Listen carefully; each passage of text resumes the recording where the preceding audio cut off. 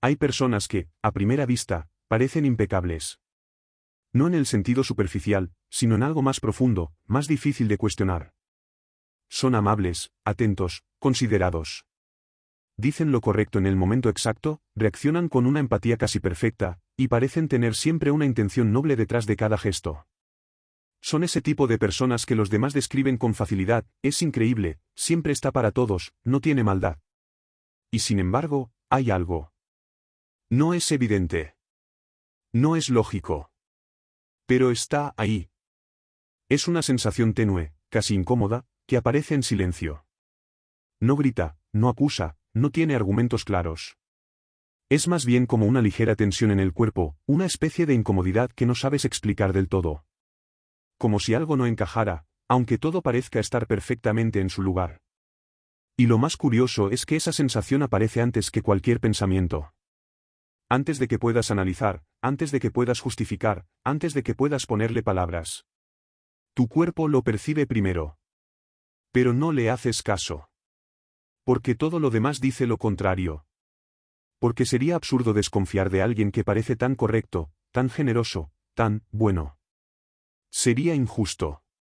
Incluso ingrato. Así que haces lo que la mayoría hace cuando la intuición no tiene pruebas, la ignoras. Y en ese momento, sin darte cuenta, cruzas la primera puerta del laberinto. Porque lo que estás viendo no es necesariamente lo que es. Es lo que está diseñado para ser visto. Imagina una casa. Desde afuera es perfecta. Pintura impecable, ventanas limpias, jardín cuidado con precisión. Todo parece en orden, armonioso, casi ideal. Invita a entrar. Genera confianza. Pero lo que no ves son los cimientos. No ves las grietas internas, la humedad que se esconde detrás de las paredes, las estructuras que ya no sostienen como deberían. Y mientras más perfecta es la fachada, menos sospechas de lo que hay debajo. Ese es el primer engaño. No porque haya una mentira explícita, sino porque hay una construcción. Una identidad cuidadosamente sostenida, no solo para los demás, sino también para sí mismos. Personas que no solo quieren ser buenas, necesitan ser percibidas como buenas. Porque su valor no está en lo que son, sino en cómo son vistos. Y ahí empieza algo más complejo. Porque cuando alguien necesita ser visto como moralmente superior, como alguien que ayuda, que da, que cuida, esa necesidad empieza a dirigir su comportamiento. No desde la autenticidad, sino desde la imagen. Cada acción, cada palabra, cada gesto empieza a alinearse con una narrativa específica, la del Salvador. Pero hay un detalle que rompe la armonía. La autenticidad no necesita demostrarse constantemente. Lo que es genuino no necesita insistir en ser percibido.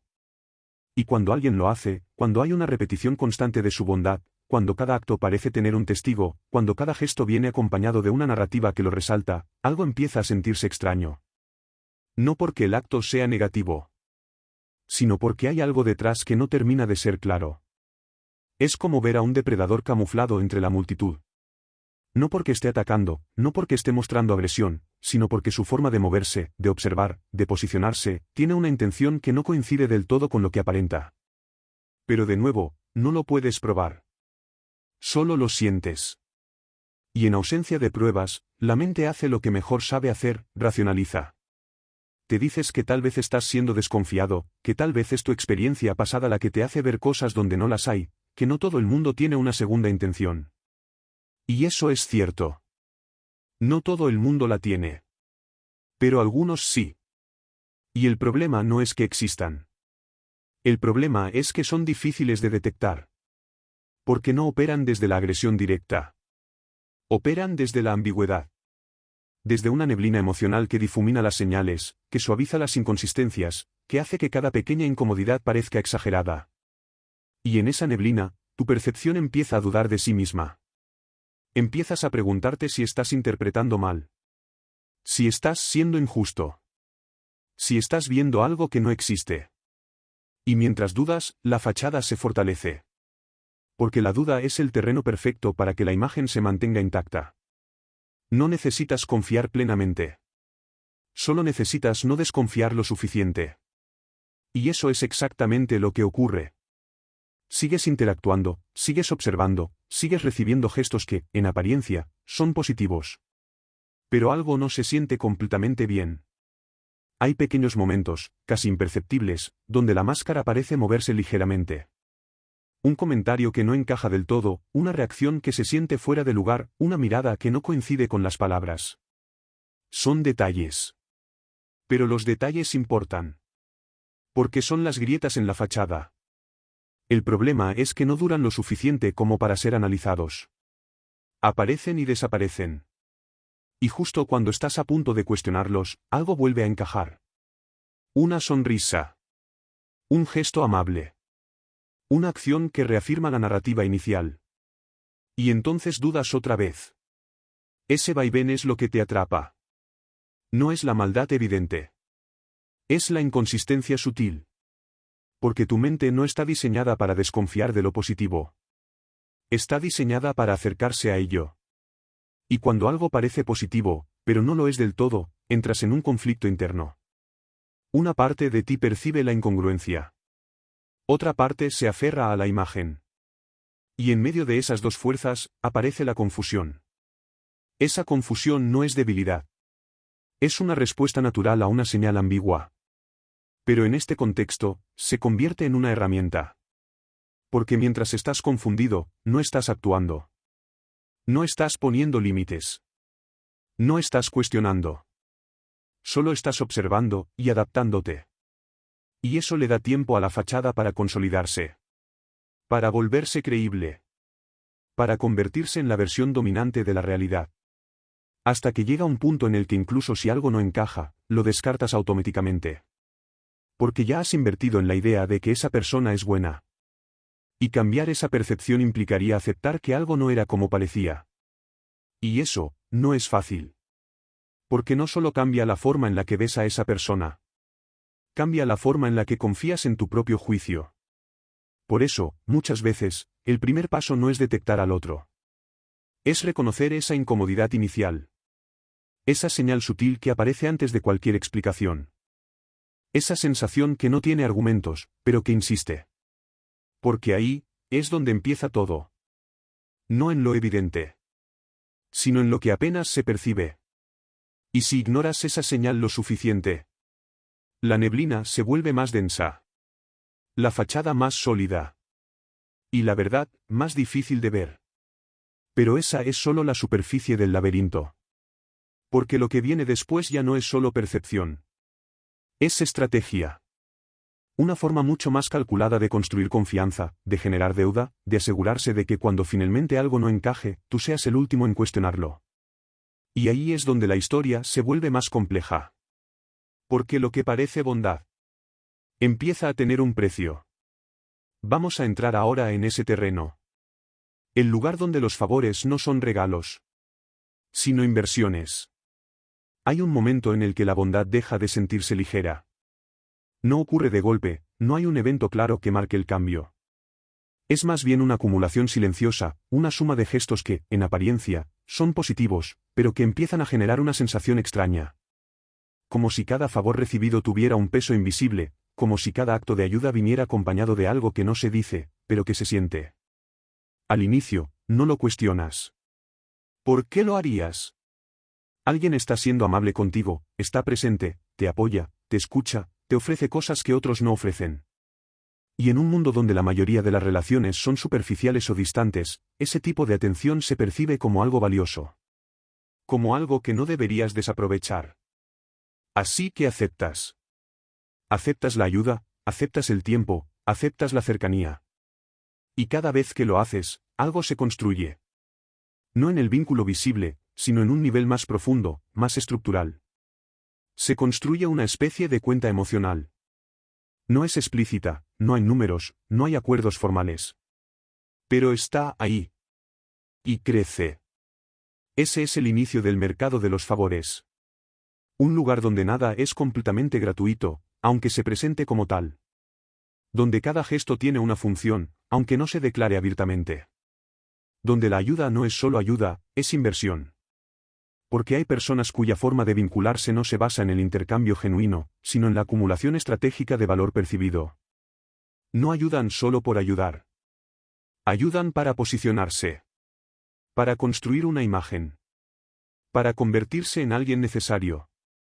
Y cuando alguien se vuelve necesario, obtiene poder. Pero ese poder no se ejerce de forma directa. No hay exigencias claras, no hay demandas explícitas. Sería demasiado evidente. En cambio, se construye una narrativa. Una en la que esa persona aparece constantemente como el soporte, como el que está cuando nadie más está, como el que da sin pedir nada a cambio. Y esa narrativa empieza a influir en cómo tú te percibes dentro de la relación. Porque poco a poco, sin darte cuenta, empiezas a sentir que debes algo. No porque te lo hayan pedido, sino porque lo has recibido. Y aquí es donde el altruismo deja de ser inocente. Porque cuando la ayuda se convierte en una herramienta para generar deuda emocional, deja de ser altruismo y se convierte en transacción. Una transacción silenciosa, disfrazada de generosidad. Cada favor, cada gesto, cada acto de bondad empieza a tener una función más allá de lo evidente. No se trata solo de lo que se da, sino de lo que se construye a partir de eso. Una expectativa implícita de lealtad, de disponibilidad, de reciprocidad futura. Y esa expectativa no se expresa directamente. Se sugiere. Se instala. Se normaliza. Empiezas a notar que decir no se vuelve incómodo. No porque no tengas derecho a hacerlo, sino porque sientes que rompe algo. Como si estuvieras traicionando una dinámica que ya está establecida. Como si negarte implicara ignorar todo lo que esa persona ha hecho por ti. Y ahí es donde la deuda emocional empieza a operar. No como una obligación externa, sino como una presión interna. Porque tu mente empieza a equilibrar. Empieza a hacer cálculos invisibles. Me ayudó en esto, estuvo cuando lo necesité, hizo más de lo que otros harían. Y en base a eso, ajusta tu comportamiento.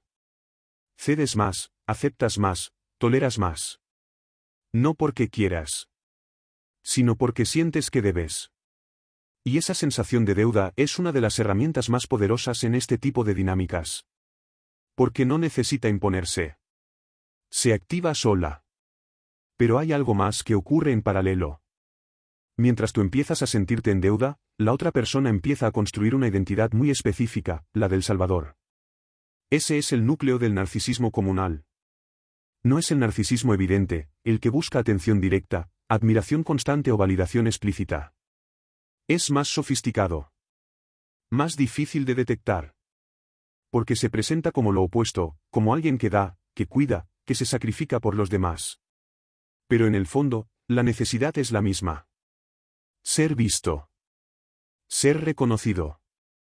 Ser percibido como alguien especial. La diferencia es el camino. En lugar de buscar admiración por logros visibles, se busca a través de la moral. A través de la bondad. A través de la imagen de ser una buena persona. Y para sostener esa imagen, se necesita evidencia constante. Por eso los favores no son aislados. Son repetitivos. Consistentes. Visibles. Y muchas veces, narrados. No siempre de forma directa, pero sí lo suficiente como para que otros los noten. Comentarios sutiles, referencias indirectas, historias que posicionan a esa persona como alguien que siempre está, que siempre ayuda, que siempre da más de lo que recibe. Y esa construcción no solo afecta como los demás la ven. Afecta como tú la ves. Porque cuando alguien ha sido consistentemente bueno, cuestionarlo se vuelve difícil. Casi injusto.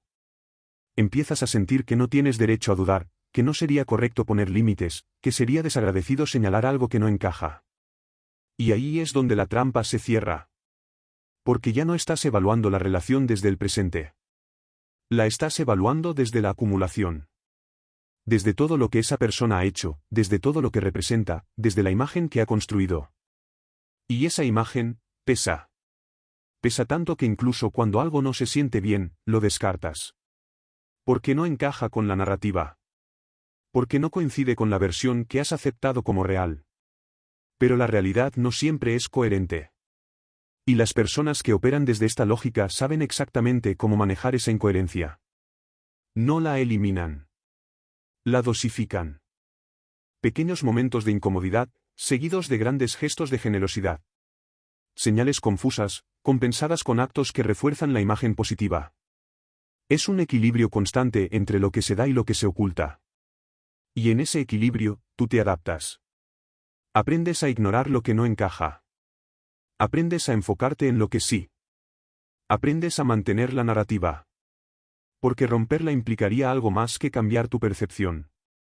Implicaría aceptar que lo que parecía bondad, tenía condiciones. Y eso no es fácil de sostener. Pero hay señales. Pequeñas, sutiles, casi invisibles si no estás atento. Momentos en los que la ayuda viene acompañada de una expectativa. Instantes en los que el dar se convierte en una forma de controlar. Situaciones donde lo que parecía generosidad empieza a sentirse como una obligación. Y esas señales son importantes.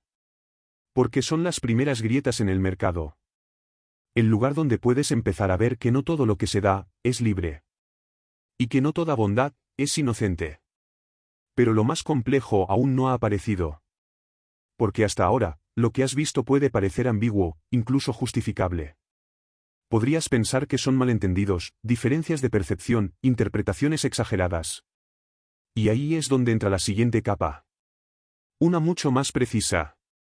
Mucho más difícil de señalar. Y mucho más efectiva. Porque no se trata de lo que hacen abiertamente, sino de lo que dicen, sin parecer que lo están diciendo.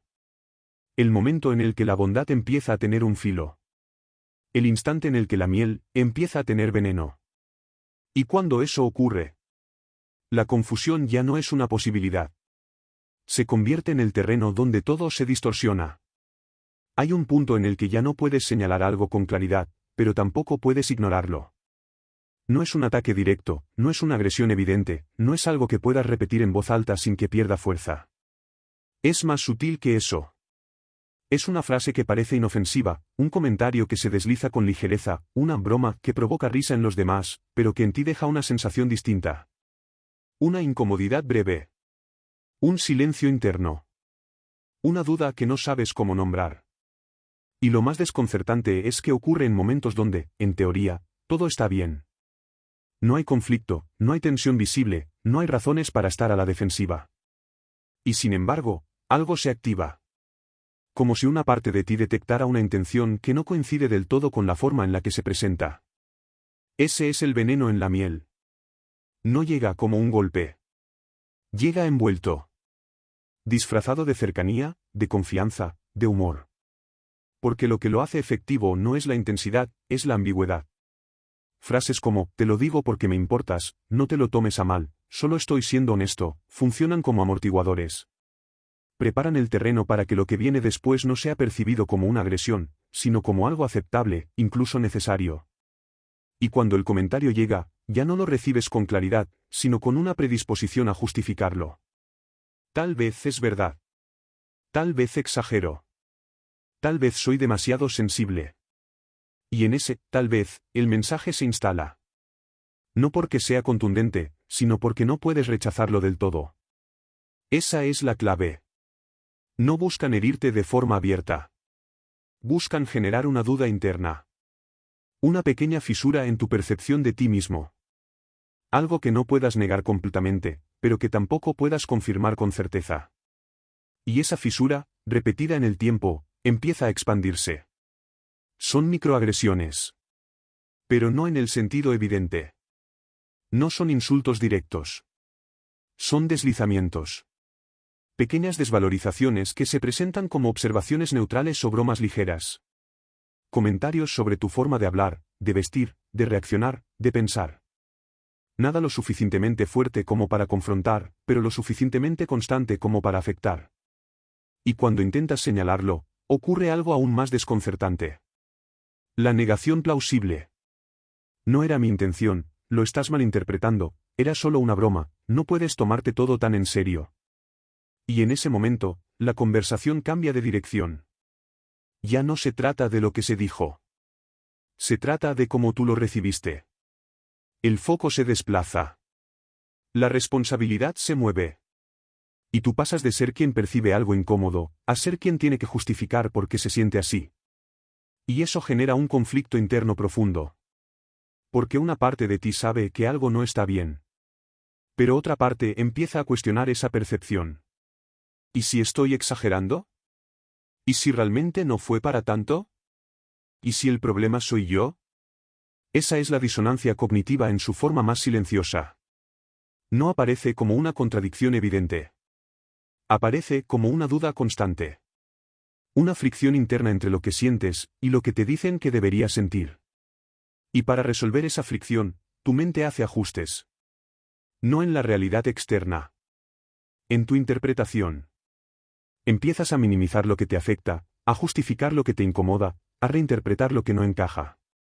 No porque quieras engañarte, sino porque necesitas coherencia. Porque sostener la idea de que alguien que parece bueno puede estar generando daño es difícil. Así que eliges la opción menos incómoda. Dudas de ti. Y esa duda es terreno fértil. Porque mientras dudas, no pones límites. Mientras dudas, no confrontas. Mientras dudas, te adaptas. Empiezas a medir tus reacciones, a filtrar lo que dices, a anticipar posibles comentarios. Te vuelves más cuidadoso, más contenido, más pendiente de no generar incomodidad. Y sin darte cuenta, empiezas a ocupar menos espacio. No porque alguien te lo haya pedido directamente, sino porque el entorno lo ha condicionado. Y lo más inquietante es que todo esto ocurre sin que la otra persona pierda su imagen. Sigue siendo amable. Sigue siendo correcta. Sigue siendo buena. Porque nada de lo que hace es lo suficientemente evidente como para romper esa narrativa. Y eso crea una asimetría. Tú te sientes incómodo, confundido, reducido. Pero no puedes explicarlo sin parecer exagerado. Y esa imposibilidad de explicar lo que sientes, te aísla. No necesariamente de forma física. Pero sí en tu experiencia. Porque no encuentras validación. No encuentras un punto claro desde el cual sostener tu percepción. Y entonces, te quedas en silencio. No porque no tengas algo que decir, sino porque no sabes cómo decirlo sin que pierda sentido. Ese silencio es funcional. No para ti. Para la dinámica. Porque mientras no se nombre, no se cuestiona. Mientras no se cuestione, se mantiene. Y así, poco a poco, la relación se redefine. No de forma explícita, sino a través de estos pequeños ajustes. Tú cedes. Tú dudas. Tú te adaptas. Y la otra persona mantiene su posición. Una posición que no necesita imponerse. Porque ya está sostenida por la percepción. Pero hay algo más que empieza a construirse en paralelo. Una narrativa externa. Porque mientras tú experimentas esta confusión interna, los demás ven algo distinto. Ven a alguien amable, generoso, atento. Ven gestos positivos, escuchan historias que refuerzan esa imagen, perciben coherencia donde tú percibes ambigüedad. Y eso crea una brecha. Entre lo que tú vives y lo que los demás creen. Y en esa brecha, tu voz pierde fuerza. Porque incluso si intentaras explicar lo que sientes, te enfrentarías a una barrera invisible, la reputación de esa persona. Y esa reputación no es casual. Es construida. Cuidada. Sostenida.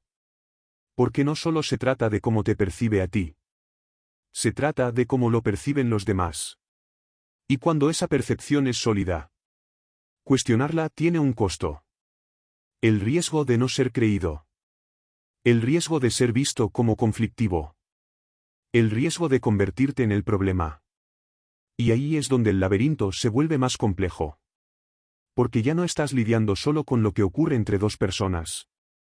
Estás lidiando con un entorno que valida una versión de la realidad en la que tú no encajas. Y eso cambia las reglas. Porque ahora, hablar no solo implica confrontar. Implica exponerte. Implica desafiar una narrativa que ya está instalada. Y eso requiere más que intuición. Requiere claridad. Una claridad que aún está en construcción. Porque lo que viene después no es solo interno. Es estructural. Es la forma en la que esa persona utiliza su imagen. Para controlar el contexto. Para definir quién tiene credibilidad. Y quién no. Y cuando eso ocurre, el juego deja de ser sutil. Se vuelve estratégico. Ese es el siguiente nivel del laberinto. El lugar donde la fachada ya no solo oculta, sino que protege.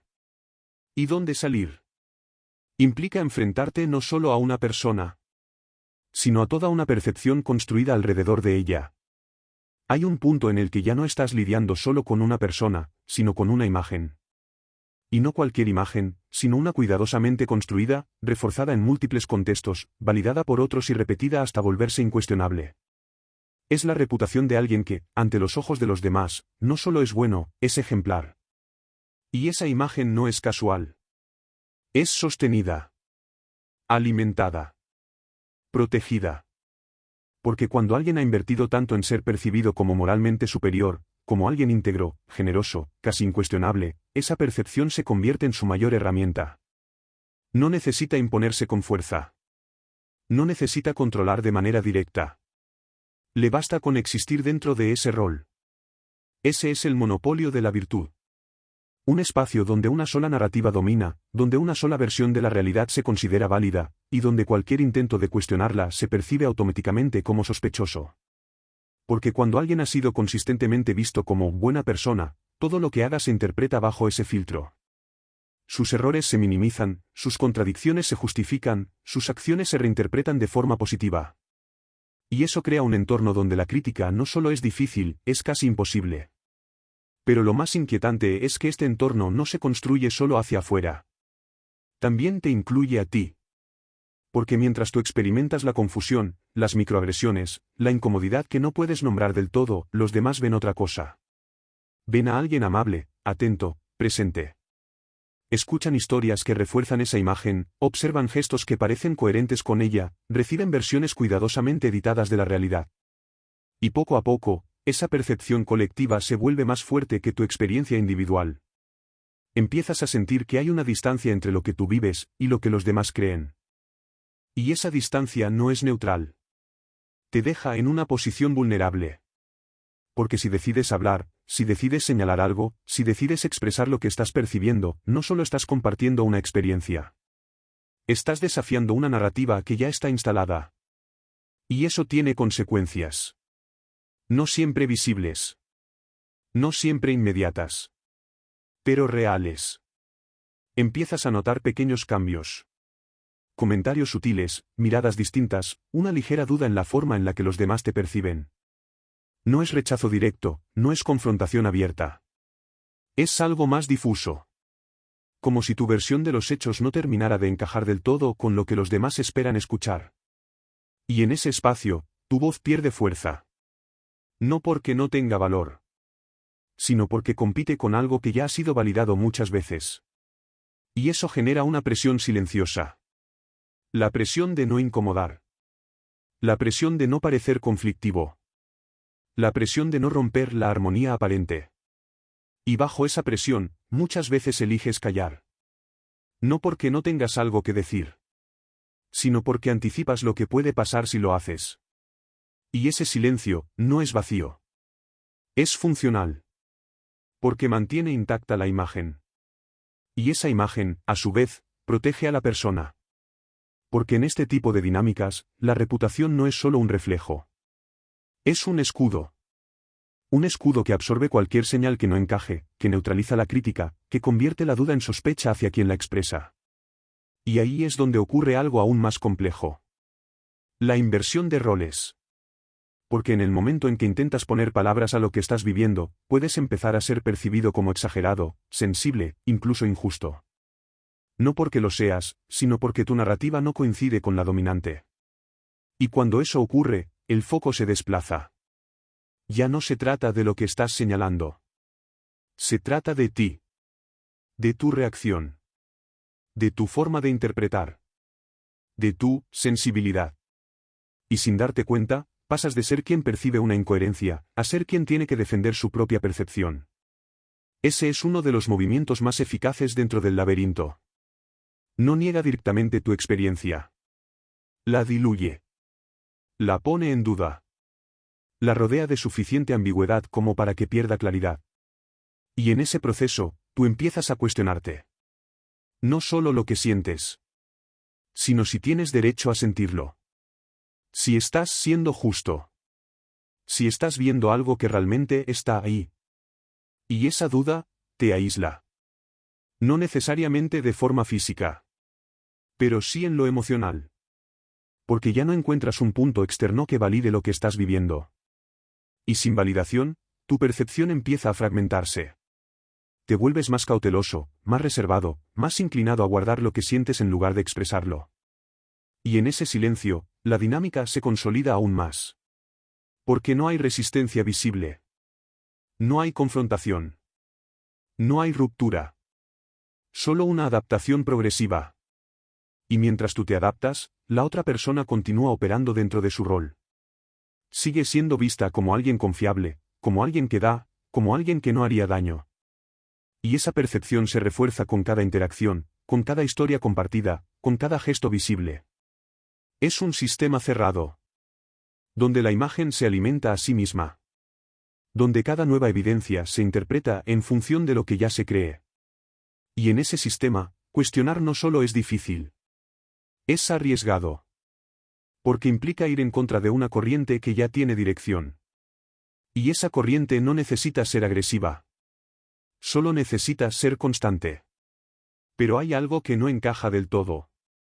Algo que persiste, incluso en medio de toda esa validación externa. Tu experiencia interna. Esa sensación inicial. Esa incomodidad que apareció al principio.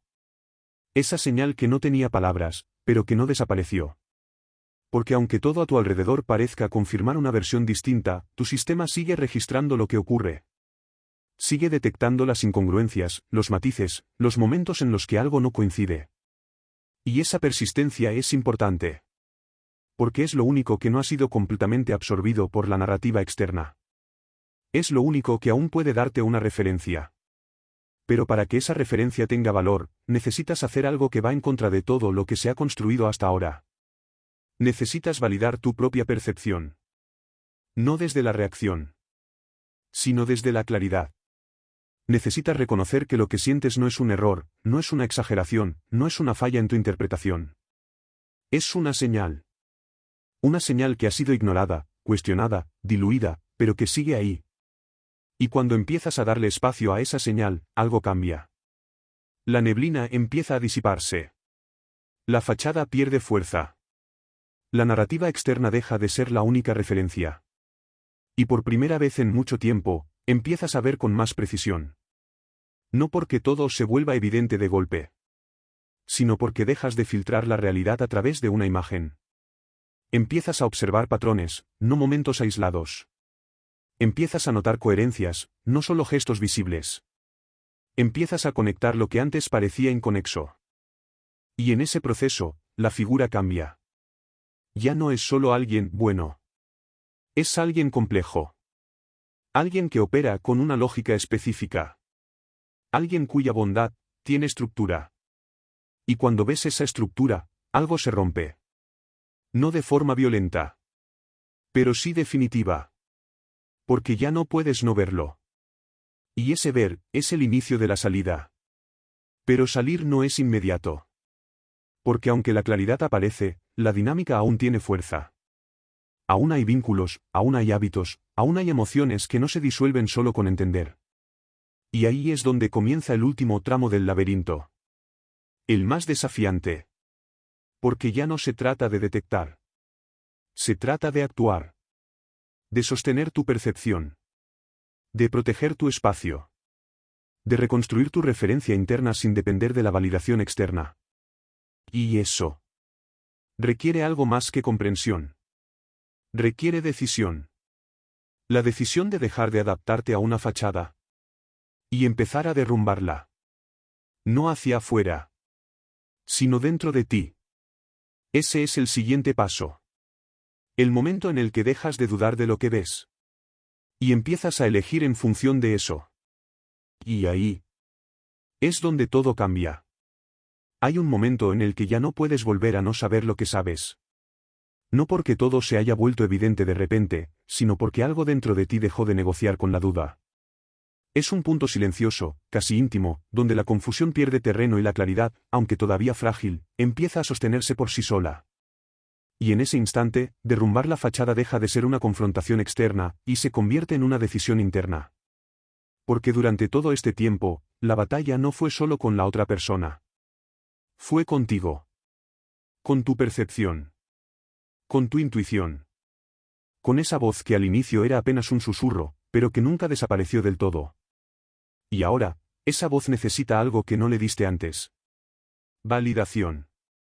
No desde afuera. Desde ti. Reconocer que lo que sentiste no fue una exageración, que esa incomodidad no era un error, que esa sensación de incoherencia tenía fundamento, aunque no supieras explicarlo en su momento. Ese reconocimiento no cambia lo que pasó, pero cambia radicalmente cómo lo integras. Porque ya no te colocas en el lugar de quien duda de sí mismo. Te colocas en el lugar de quien empieza a confiar. Y esa confianza no es impulsiva. Es construida. Se forma en pequeños actos, en decisiones que parecen simples pero que tienen un impacto profundo. Decir no cuando antes habrías cedido. No responder cuando el impulso te empuja a hacerlo. No justificar lo que ya entendiste. No volver a interpretar como bondad lo que ahora reconoces como estrategia. Esos actos no son visibles para los demás. Pero son fundamentales para ti. Porque cada uno de ellos debilita el vínculo que te mantenía atrapado. No el vínculo con la persona. El vínculo con la narrativa. Esa historia en la que tú eras quien debía entender, adaptarse, justificar, sostener. Esa versión en la que la otra persona tenía el control del significado, de la interpretación, del valor de lo que ocurría. Derrumbar la fachada empieza ahí. No intentando que los demás la vean. Sino dejando de verla tú. Porque mientras sigas interpretando sus acciones desde la imagen que construyó, el laberinto se mantiene. Pero cuando empiezas a observar sin ese filtro, sin esa necesidad de encajar todo en una narrativa positiva, algo cambia. Las inconsistencias se vuelven evidentes. Los patrones se repiten con claridad. Lo que antes parecía ambiguo, ahora tiene forma. Y esa forma, ya no se puede ignorar. Pero con la claridad viene algo más. La incomodidad. Porque ver con precisión implica aceptar cosas que no son fáciles de sostener. Implica reconocer que hubo manipulación, que hubo estrategias, que hubo dinámicas que te afectaron más de lo que quisieras admitir.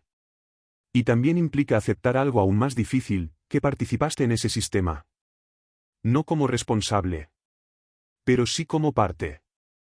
Porque en algún momento elegiste quedarte, justificar, adaptarte. No porque quisieras ser dañado, sino porque estabas intentando entender, sostener, cuidar. Pero esa participación, aunque tenga sentido, deja una marca. Y esa marca puede convertirse en culpa, si no se comprende correctamente. Por eso, este paso requiere una precisión emocional importante. No se trata de culparte. Se trata de comprender. Comprender cómo funcionó el patrón, cómo te afectó, cómo respondiste dentro de él. Y desde esa comprensión, empezar a tomar decisiones distintas. No desde la reacción, no desde el enojo, no desde la necesidad de demostrar algo. Desde la claridad. Porque cuando actúas desde la claridad, ya no necesitas convencer a nadie. No necesitas explicar en exceso. No necesitas justificar tus límites. Simplemente los sostienes. Y sostener un límite en este tipo de dinámicas puede sentirse extraño al inicio. Puede generar incomodidad, incluso miedo. Porque estás rompiendo una estructura que se mantenía precisamente porque no había resistencia clara. Pero esa incomodidad no es una señal de error. Es una señal de cambio. Es el sistema reajustándose a una nueva forma de relacionarse. Una en la que ya no estás disponible para dinámicas ambiguas. Una en la que ya no aceptas favores con condiciones implícitas.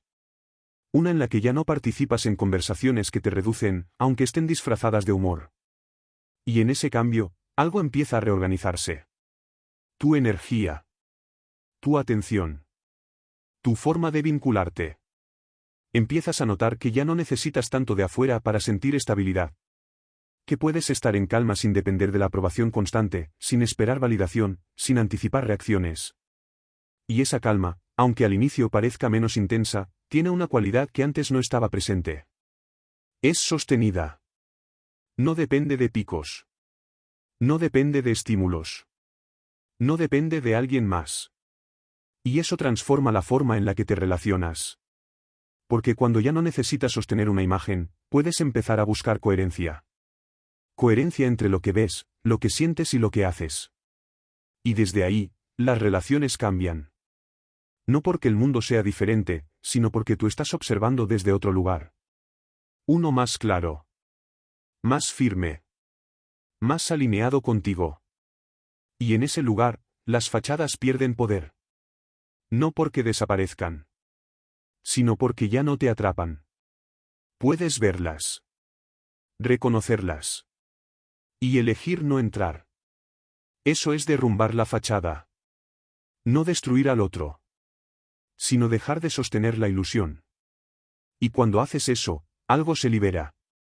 No de forma explosiva, sino progresiva. Una sensación de espacio. De ligereza. De recuperar partes de ti que habían quedado atrapadas en la dinámica. Y con ese espacio, aparece algo nuevo. La posibilidad de elegir distinto.